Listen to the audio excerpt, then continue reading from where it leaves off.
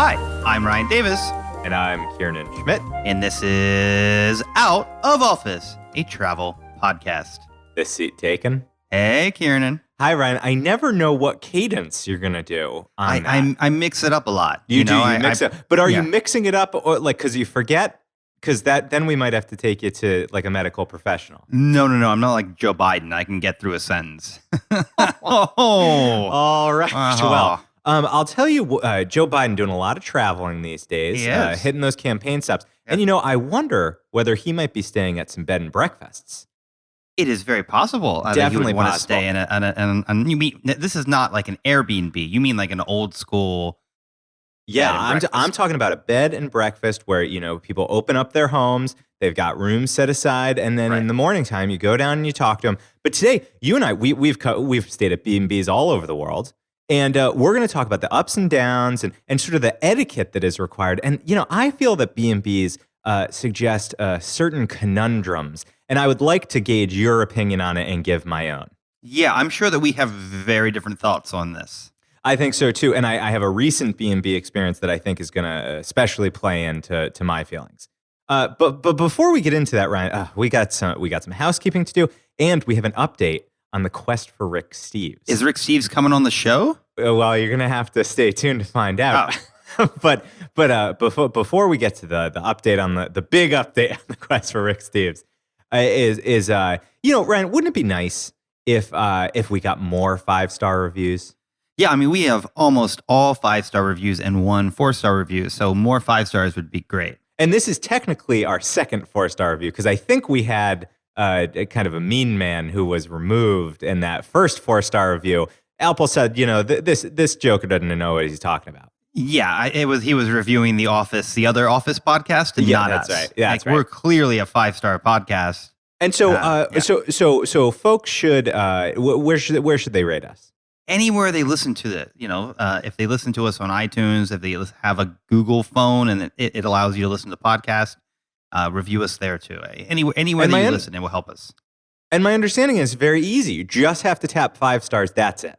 That's it. And if you want to write a little something, go right ahead. I mean, we have 20 lovely reviews on iTunes, and 21 would be even better. I'm trying to think what one could say. They could praise the sort of volume and cadence of our voices. Well, mostly I think that most of the reviews should focus on how handsome I am and charming I am, and how I clearly make the perfect travel companion. I mean, happily, my Skype is on the fritz, or I would have just laughed out loud. But I'm only hearing Ryan today. I also think there could be praise of how we have a take on travel. I don't think you get anywhere else. Yeah, we are the only travel podcast hosted by Ryan and Kieran with this unique take. There's no doubt I about actually have another where I'm trying out other co-hosts, but I haven't. It's not as big as this one is, so I've Right. been sticking with Right. this one for now. Okay, well that's good. Please link me to the other because I love to hear. Oh no, we have a whole segment where we just shit on you. And you can also tell your friends. Wouldn't that be lovely? We've got a vast and growing audience, really an empire is what we're building up to here. But we could always use more. Yeah, and this is the 42nd episode, so I guarantee you that if you haven't listened to all 42, go back into the archives. There's something there. What's your favorite one in the archives, Ryan? I have to say my current favorite, well, there's 2. My episode on the 12 best things to do in Mexico City, obviously a classic. Big performer. Yeah, and then the Historic Houses in America, Volume 1, I think really is something special. Really had it. I'll tell you, I liked when I had the guest Mark Adams on, the author, who took us on a historic journey through Alaska. And I think maybe in the year to come, we'll get him to come back and talk about his trip through Peru. Now, wasn't that a 6-episode series? That was a mini-series that we ran over many weeks? I mean, listen, something magical happened when he and I started this interview. It was like Donald Trump and Kim Jong-un. We fell in love. Yeah. And so you would not stop talking. Yeah. Right. So I felt that at hour 2, hour 3, hour 4, we were just getting deeper and deeper into these rich topics. So it was a 2-parter we put out as a special episode. Right, it came out on like Christmas Day or something, right? Or like New Year's Day. It came out on New Year's. On Christmas Day, we had our Christmas Spectacular. Which is coming up again, folks. For what it's worth, I think our Christmas Spectacular is one of our best episodes. Not a great performer, not a crowd pleaser. Maybe because it's not travel related. Well, we should make it a little more travel related this Christmas. I'm not sure I agree with that. Ryan, 42 episodes. I mean, first off, congratulations to you. Congratulations to me. I mean, folks, we are a podcast that continues to give. We haven't missed a Tuesday yet. You can count on the fact that we are going to continue to be around. So if you make the recommendation to a friend, it's not like suddenly they're going to go, oh, thanks, these guys suck, and they don't even put out that much. We put out an episode every Tuesday without fail. Every Tuesday morning at 4 a.m., my phone rings and Kieran begins recording, and I answer the phone like, hi, this is Out of Office, and boom. This is the podcast you're listening to now. That definitely explains why you're not at your sharpest when we're recording. This is my sharpest. Oh, that's your sharp. Oh, yeah. Okay, all right. Yeah, I guess I take it back. So again, rate and review. Tell your friends. We thank you, and also you can always email us a topic you'd like to hear. You could email us a question you have. And Ryan, what's that email again? You can email us at outofofficepod@gmail.com or slide into the DMs on the Instagram at OOO podcast. Yeah, you got to slip right into those DMs and slide right in, and then we'll be sure to get back to you. I've actually loved a lot of the outreach we've gotten there. But enough of this housekeeping stuff, enough begging for reviews and friends. What it's time for is an update on one of the most important quests we got going. You know, originally when we started, we had that quest for a tagline, ended up with a perfect tagline, "This Seat Taken." You see it on T-shirts everywhere. But this time we're on a quest for Rick Steves. Ryan, you remember what we're trying to do here? We're trying to get Rick Steves to come on the podcast. That's right. We're trying to get Rick Steves, travel book writer, NPR impresario, favorite of PBS audiences everywhere. Rick Steves, who I just absolutely adore. We even have an episode where we just talk about, it's a love letter to Rick Steves, why we need him on. Right, and he's not on that episode, which I think tricks a lot of people when they come. Yeah, absolutely. Yeah. And maybe we should even put him in the B&B and Rick Steves. And you may recall when I reached out to Rick Steves people, they said, listen, we can't do it right now. He's very, very busy this year. But check back. So it wasn't a no. It was a soft no. No. It was a be persistent, young man.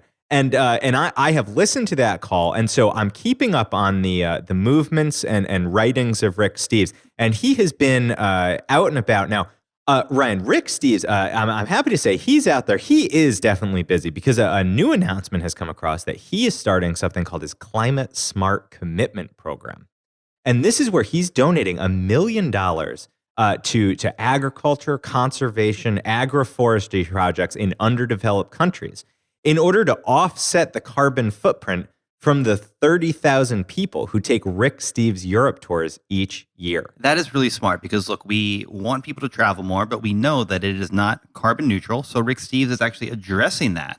Exactly. I mean, you can't expect that he would have time for a little podunk podcast like us when he's shipping 30,000 people around the world and trying to save the climate. Yeah, well, when we do our episode on over-tourism, maybe we'll talk a bit about the carbon footprint of traveling. And then Ryan, one more smaller Rick Steves update. This is just a small one for those who are deeply as enticed by Rick Steves' content as I am.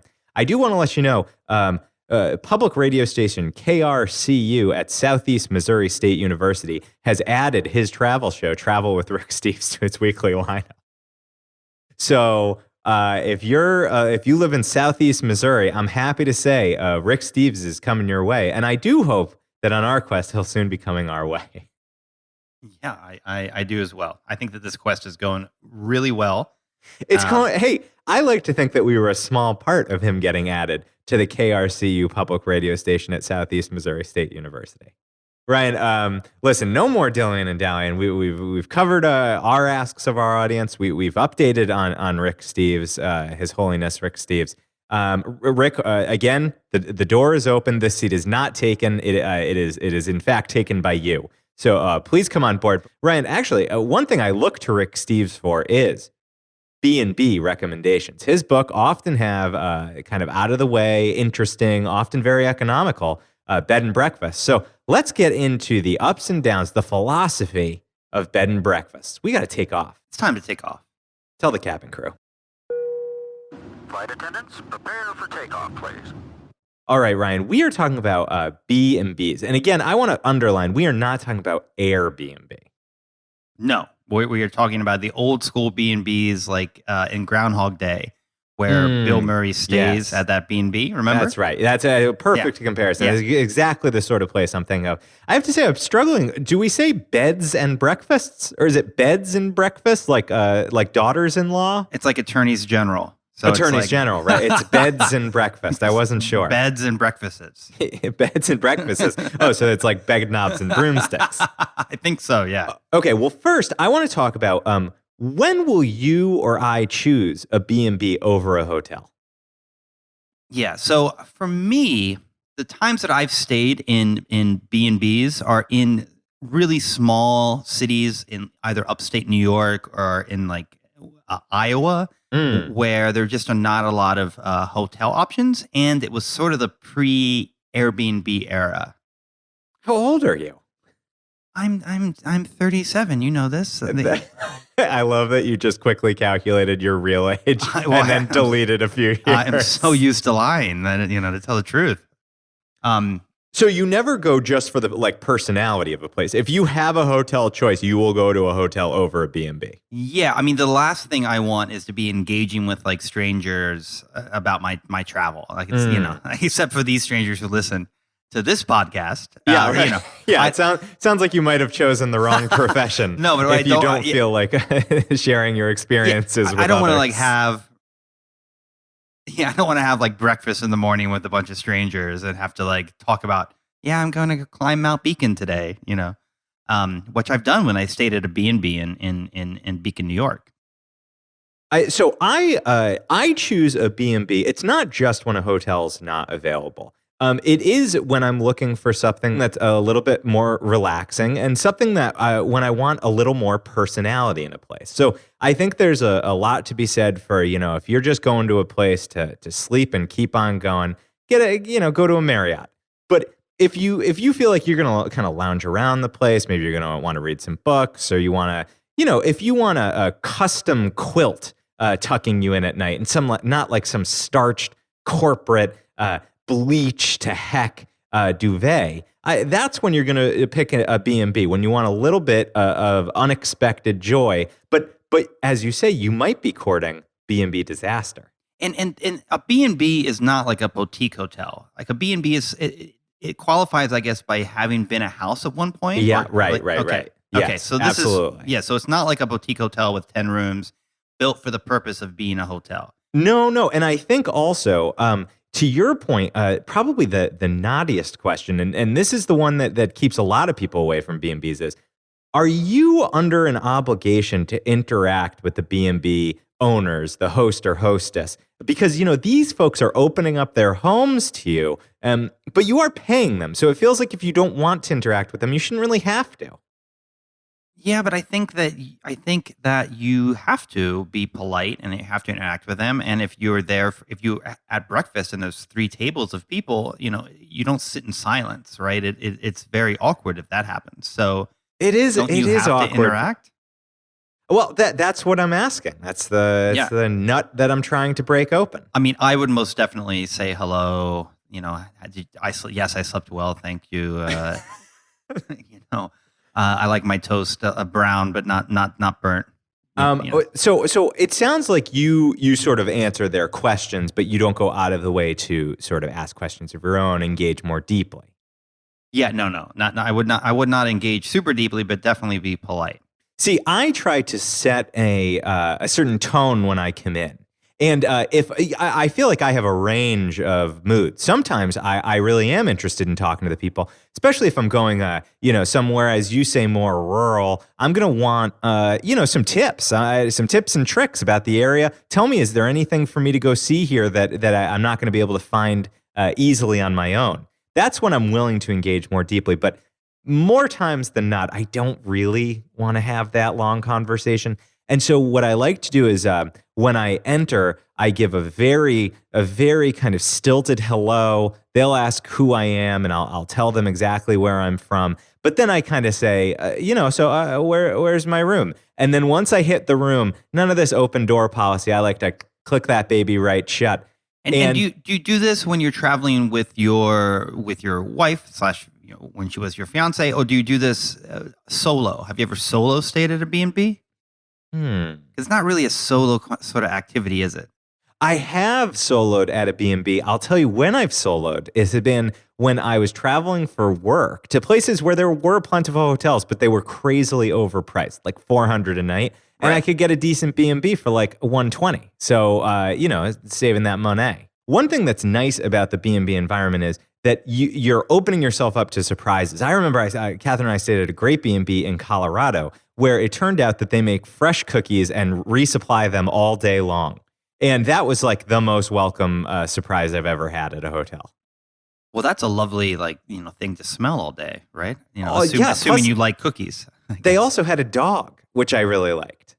But it behaved itself. It behaved itself, and it respected when I wanted to get a cookie.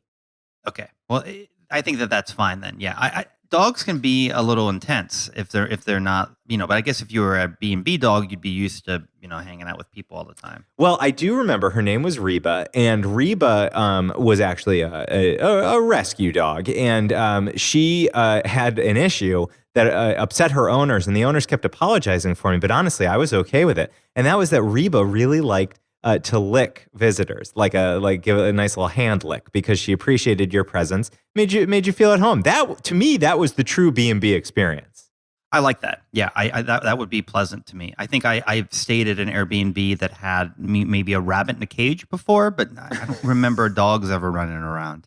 I don't know that I'd be so into a rabbit in a cage. Well, it was just, you didn't have to do much with it. It kind of looked at you when you walked in, and but rabbits don't seem to care about what's happening very much. They don't seem engaged. Presumably that B&B would have an endless supply of carrots throughout the day.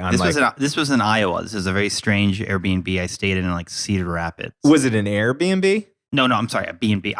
It was a B. It was most definitely a B&B. Although there are definitely Airbnbs now that you can book on Airbnb, so it gets a little complicated. Oh, that does get complicated, especially because this just happened on my recent trip to the Pacific Northwest. We got two stories from there. One was probably the best B&B I've ever stayed at, and then the other was a house that I booked on Airbnb that I thought was going to just be the house, but instead turned out to be a bed and breakfast. So it was a surprise bed and breakfast. It was a surprise bed and breakfast, and I got to tell you, I was not thrilled. So you woke up with some lady holding a breakfast over your head in bed, and you're like, "Whoa, this is a B&B, not an Airbnb."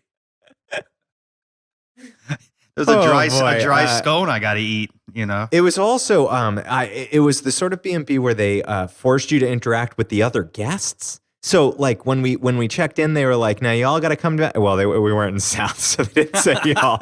They were like, you all need to come back downstairs once it gets dark, because we build a big fire outside and we'll give you some s'more stuff. Oh my gosh, you love activities. So you for what it's worth, okay, for what it's worth, I love a s'more, I love an activity, and I love a fire. So it had a lot of the elements that I wanted, but the price that you had to pay, the exchange, was that you then had to make conversation with these other travelers, and that was a tough sell. You seem like somebody who enjoyed talking with folks. So I feel like this would be your dream. Ryan, I am right on that. Sitting around the fire, talking about Teddy Roosevelt. I did bring up Theodore Roosevelt, absolutely. I'm sure you did. It was a conversation you were having. I'm sure out there somewhere, the Europeans that were staying there are recording a podcast saying they stayed with some American president nut. And I think there's a thin line with me where I enjoy talking to people just up to a point, and then there is a tipping where I just want to be alone for the rest of my life. So it really just depends what mood you catch me in. I was willing to pay the price for a s'more. I mean, there's very little I wouldn't do for a s'more. And you've made a s'more before? Oh, I've made plenty. That's why I wanted some more. Okay. I mean, Ryan, I was a Boy Scout. You think I didn't make s'mores? What do you think I am? I knew. You know what? I knew you were a Boy Scout. It's just.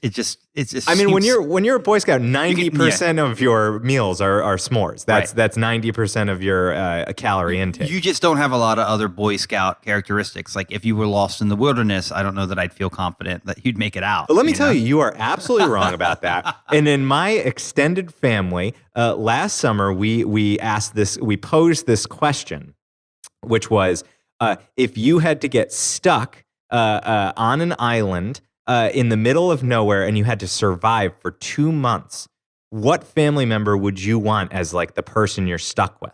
And I will say I didn't win, but I was in the top 3 choices. So that either tells you I have a very, pale and sad family, or maybe there's a little bit more of a robust woodsman in me than you're giving me credit for. Yeah, I feel like I would be dead within the hour. Like even before even before there would be any reason to, it would just something would happen. And coconut would fall on your head and just coconut split open your brains. Yeah, and it'd be like, wow, Ryan was out there for 40 minutes unaided and did not survive. Well, we have certainly strayed from the topic at hand. So, Ryan, I would like to ask you, to your point, you're now seeing B&Bs pop up on Airbnb. And so that's something that I would forewarn folks you definitely want to watch for. And I'm going to also ask, how do you choose a bed and breakfast, given that you could have a variety of experiences, some very bad, some very good? Where do you look for your bed and breakfast recommendations? So, when I've stayed in B&Bs, these are all in small towns where you Google around and they usually have their own little websites, these B&Bs. And you kind of compare, but like in Beacon, in Woodstock, New York, where I've also stayed at a B&B, there's just not a lot of options. So you pick one of the 3 places and you hope that, you've made the right decision. They have like reviews on there and stuff. So yeah, but you can't trust the reviews they put up on the site. No, I mean, but what are you supposed to do? This is what I'm saying. But this is why Airbnb exists, right? I agree with you. Actually, Airbnb, you should cross-reference with Airbnb 100%. So if you're considering an Airbnb, if you're considering a B&B, look to see if it's on Airbnb, and you'll get some more unvarnished reviews. But I also think that this is where I go back to a good guidebook. Now, this has been a controversial topic on the pod in the past. We've had guests say they don't like guidebooks. I'm a big guidebook fan, and it comes down often to recommendations like a B&B or a smaller hotel you've never heard of, because at least there's been an editorial eye on that review. So I would recommend Rick Steves, as I already mentioned. Also, Moon Guides are very good for smaller bed and breakfast places. Moon, MOON. And I guess because most B&Bs are not new, that guides would actually be probably pretty good for this. Yeah, I think they're pretty timeless. That's a good point. They're not outdated by the time that they come. Right. Like when I Google around online, there are all sorts of strange websites, where it's like bedandbreakfastjournal.com. Yeah. All these sort of listing sites that must have existed before Airbnb put them all into one place. Right. Yeah. And now, Ryan, I'm wondering, have you ever had like a weird or unpleasant experience at a B&B? Did they kind of like lock you in your room in the middle of the woods and you thought, am I in prison or am I at a B&B? Well, this is what I don't like about B&Bs is that when you're in your room at night, you don't really feel like you have access to the house. Yeah, that's it's like true. Dark. It's most definitely haunted. Yeah. They're most definitely. It's well known that all B&Bs are or will be haunted. Yeah, there probably has been some brutal murder there that they've covered up. So I never feel comfortable. I can't make noise. Once I went with someone I was dating to a B&B, and I remember in the morning we were having breakfast, and it was basically a bunch of 70-year-old straight couples. Sure, yeah, that's actually the primary B&B audience, right. Yeah, and then me and my very handsome, charming young man, and wait, are you gay? I am gay. Oh, I wasn't aware of that. Oh, congratulations! Well, I was staying in a B&B, so I thought that was giving it away. Okay. What did that create some awkwardness at the breakfast? Well, we just got like a lot of looks. People trying to figure out how it is we knew each other. What So, yeah, are those brothers? Right. Yeah. Brothers would have been the best, easily the best case guess. So. I mean, for what it's worth, I'm sure that one of those 70-year-old men was looking over longingly and jealously. Yes. So he was reading a copy of Howard's End and just imagining, the life he might have had if he'd been born in 1982 instead of 1942. Well, I remember Catherine and I were staying at a B&B once where we came, as far as we knew, we were the only people staying in the B&B. Oh, that's a nightmare. And no, are you kidding? That's great. Fewer people to interact with. Sounds great. There's more ghost, It looks like you're the only living creatures in the home tonight.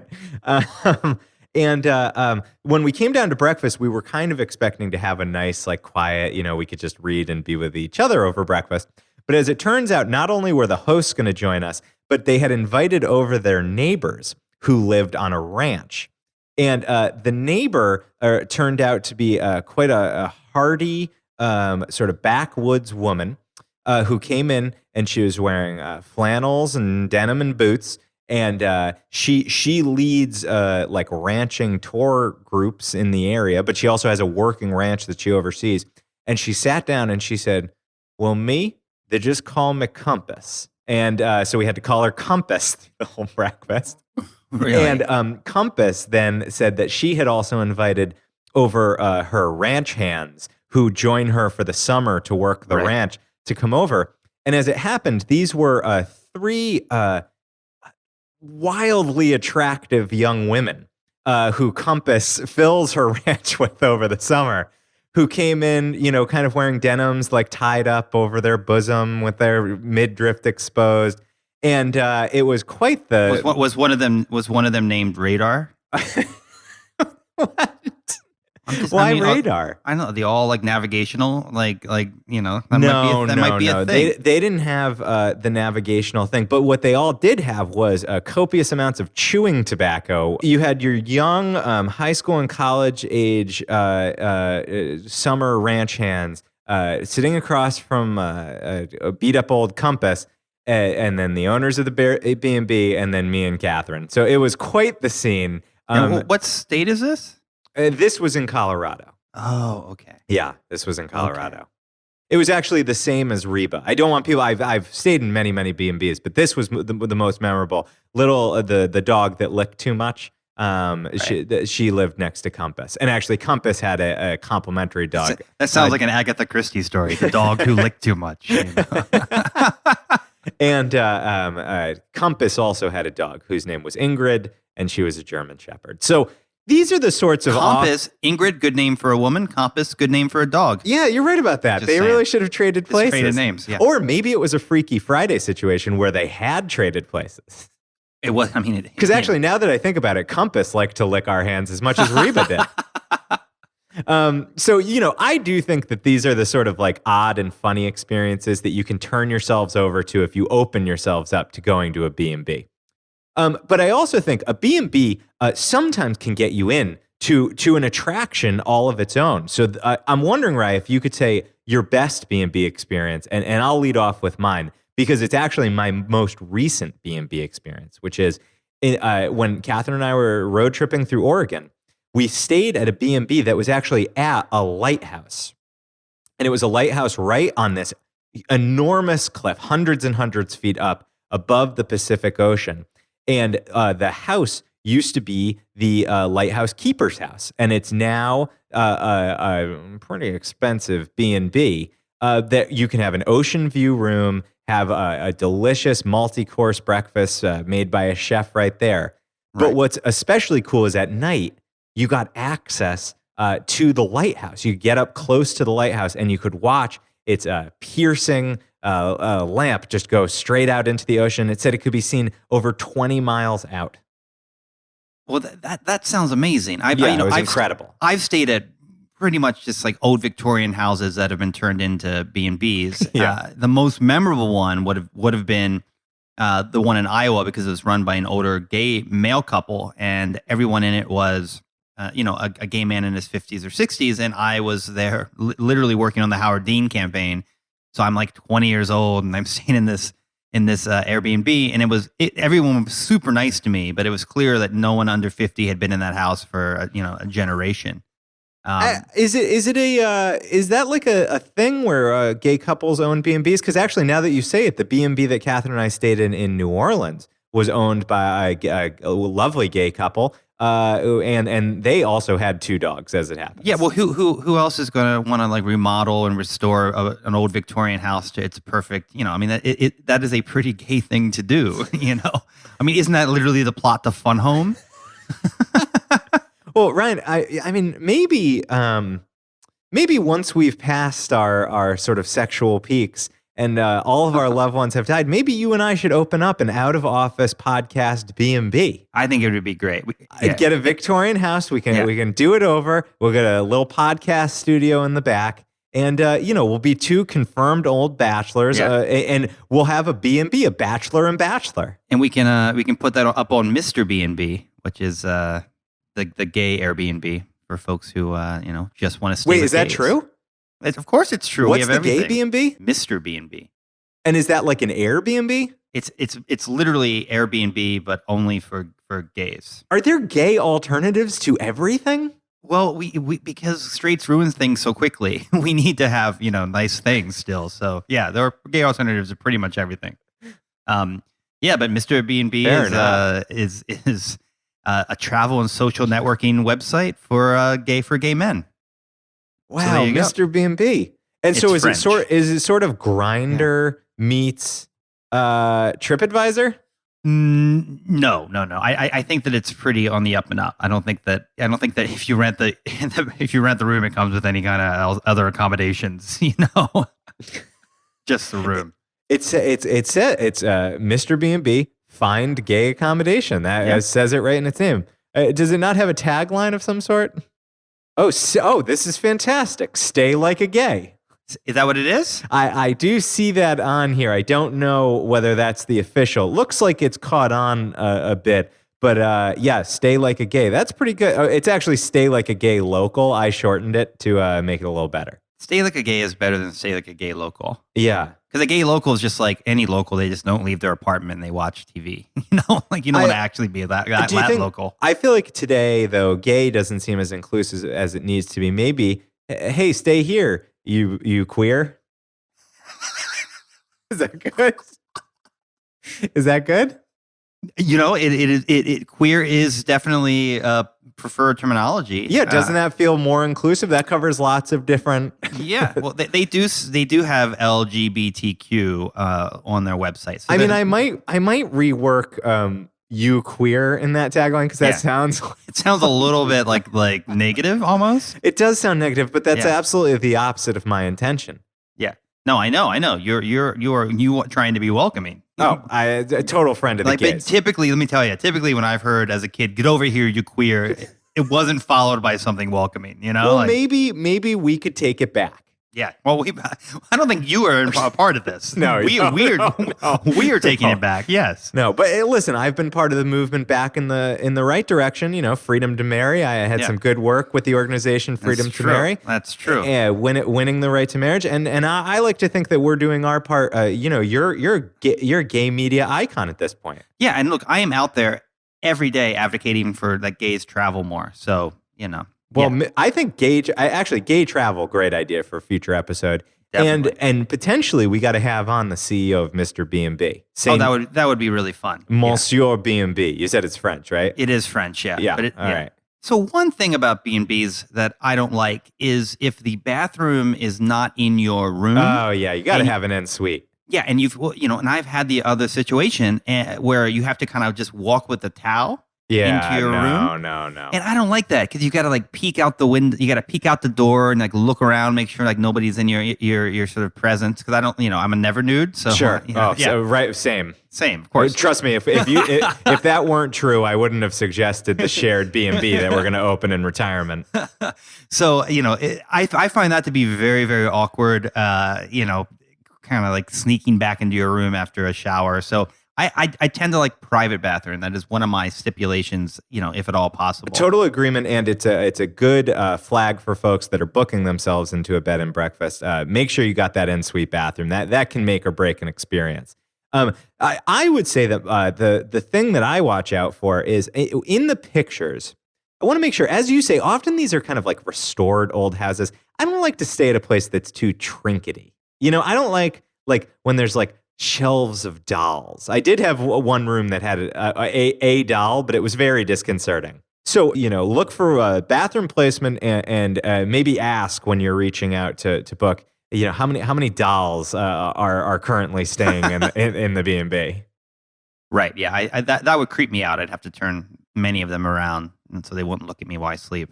And I'll be sure to post this week some of the pictures, especially that lighthouse B&B. If you can get one of those special experiences inside a B&B, you should absolutely take it. It's one of the best places you can stay.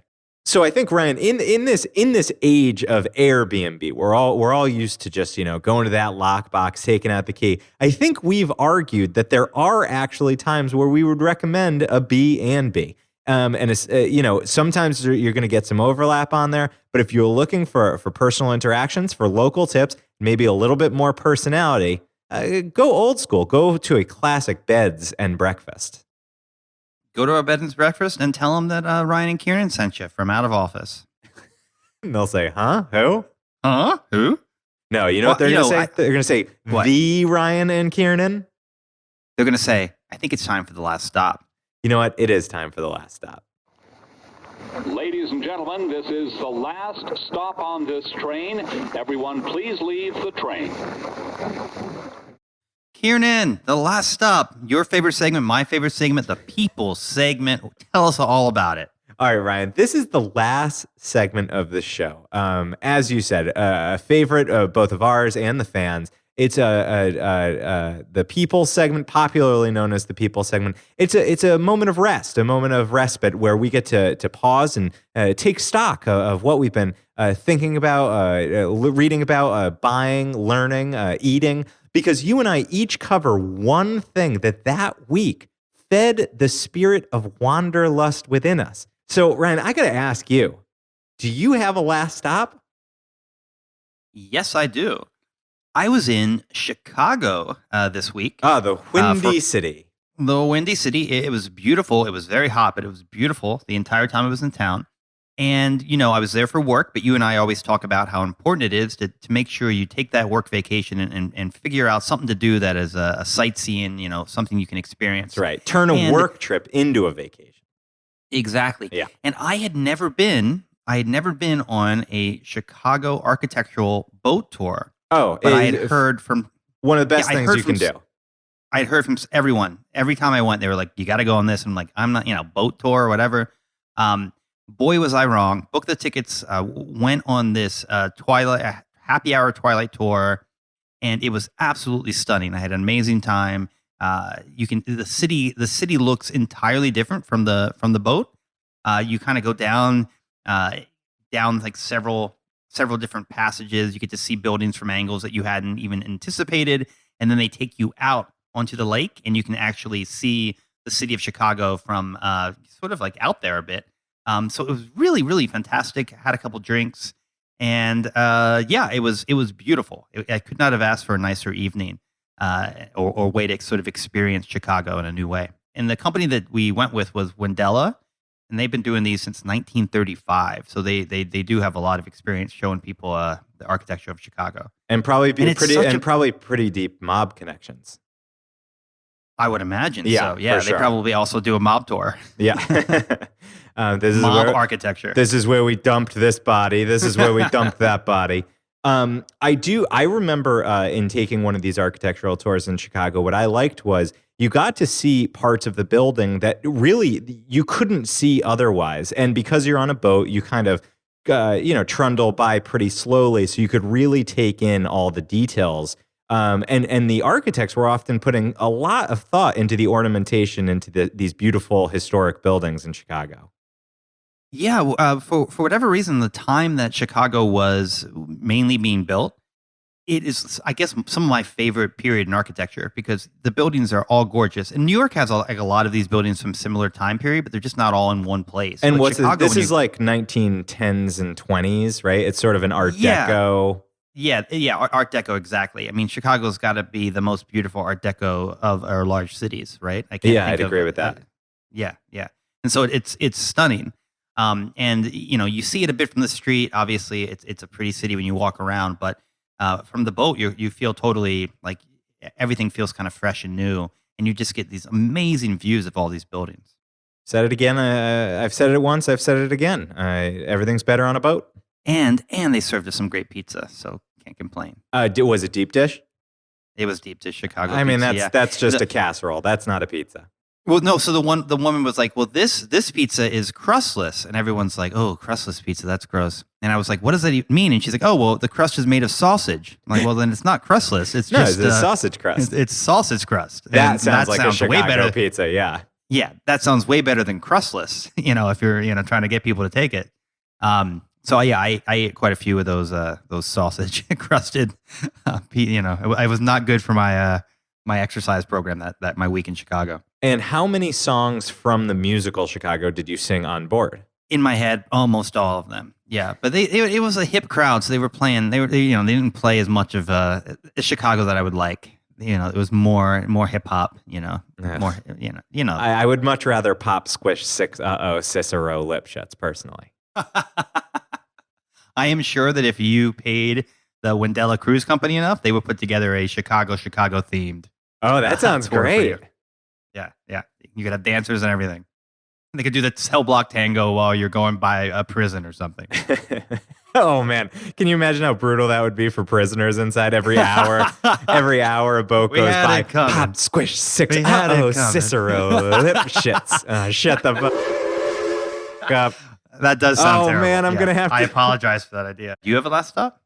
Ryan, I've always got a last stop. And my last stop this week, unfortunately, not as chipper as usual.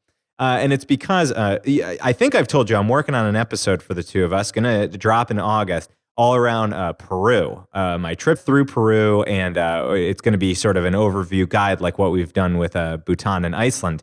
But I came upon a piece of news about Peru this week that I'm very disappointed about, which is that just 50 miles from Cusco. Now, Cusco is sort of the main Andes city, right? So when you're on your way to Machu Picchu, when you're going to see all these wonderful Incan ruins, you fly into Cusco, you get into a car or a bus or a van, and then you drive out to those ruins.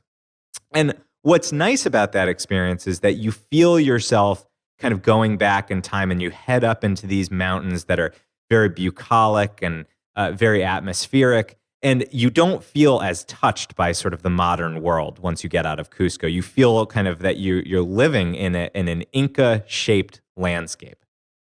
But as it turns out, the president of Peru, Martin Vizcarra, is breaking ground on a new airport called. It's in the town of Chinchero, and it's going to be an international airport. So where the Cusco airport only has like little day hopper planes, they have a small runway, so you can really just fly there from other local places. This is going to be a place with a huge runway where giant jetliners can land, and the noise and the traffic and the pollution are really going to endanger archaeological sites and this beautiful nature that surrounds them right now. So that sounds really awful. If Cusco's only 50 miles away, why would they have to build this? Well, that's exactly the point, is that they're basically, it gets back actually to our constant concern of over-tourism, where they basically want to create a gateway, a larger gateway to get more tourists in. But, the problem is this is going to be at the expense of the very experiences that you go there for. So, for example, Machu Picchu itself, one of the great wonders of the world, Machu Picchu. Sure. According to UNESCO, Machu Picchu should only get 2,500 people a day, okay? But on average, it actually gets 5,600 foreigner visitors a day. That's way too many. So it's already double what UNESCO suggests. And if this new airport gets built, they are estimating that you could get, this is unthinkable, 22,000 visitors a day going. Are they trying to turn this into Mount Everest? Just a terrible, terrible experience for all? Exactly. And I can tell you, I definitely, at Machu Picchu, it's still regulated enough that you can get the grandeur and you can get your moments of sort of peace and reflection there. But it does feel busy. you definitely feel the crush of tourism. And to think of them pouring more and more folks in, to me, really, it might not only ruin the ruins, it might also ruin the whole experience. Yeah, I can imagine. I can see it doing both. It seems like countries would just be raising the cost to actually attend these things, go into these things, versus just letting them be overrun by tourists. It's a real mistake. I think it's also short-term trade-offs for short-term gain, where you have politicians who are trying to give an economic boon to an area where they're after votes, they want to be popular. And that's where this the original idea for this Chinchero Airport came from. It was actually suggested 40 years ago when a presidential candidate was desperate for a campaign issue he could run on. But now, 40 years later, we should be smarter, we should be better. And then there's something that's even dumber about this, which is that this would be one of the highest airports in the world, because the Andes are incredibly high up, and Chinchero is way up there. So you would be at nearly 12,000 feet. So you would be above 12,000 feet, which is 1,500 feet higher than where the Cusco airport already is. And that means that you compete with fog, winds, hail. I mean, just really unpredictable weather at those altitudes. So this is just a terrible idea all around. And I really hope that the attention it's starting to get in the news, there's been petitions, there's been letters written by archaeologists, even by Peruvian cabinet members saying that we shouldn't do this. I want to add our voices to the chorus, because this Chinchero Airport is a bad idea. It seems like a politician could say, look, this is one of the great legacies of our country, and you're putting this in peril for this short-term monetary gain that could ruin it for future generations. I mean, it seems like something that somebody would step up and provide some real leadership here.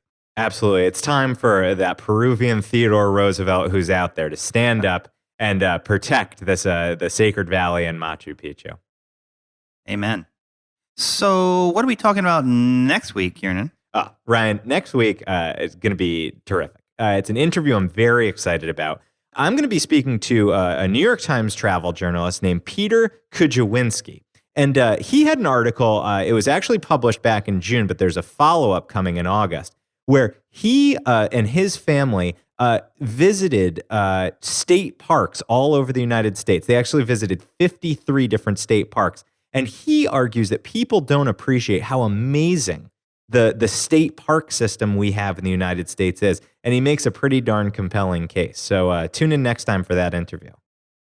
That sounds fantastic. And I know that you are the national park, premier promoter that I've ever met. So it's good that you're finally giving state parks their due. Yeah, that we're gonna praise state parks. All right. Well, until then, I'm Ryan Davis. And I'm Kiernan Schmidt. And this is Out of Office, a travel podcast. This seat taken. It would be nice if they built an airport like closer to my house in Brooklyn, though. That wouldn't damage anything. What would be nice is if anywhere else in New York City. Your airports are just horrible. It's the worst part of New York. It is. It's true. It's like really embarrassing to land in New York. It's like, you're in Lord of the Flies trying to get into your car. Yeah, getting from Queens to Manhattan takes longer than the flight from California.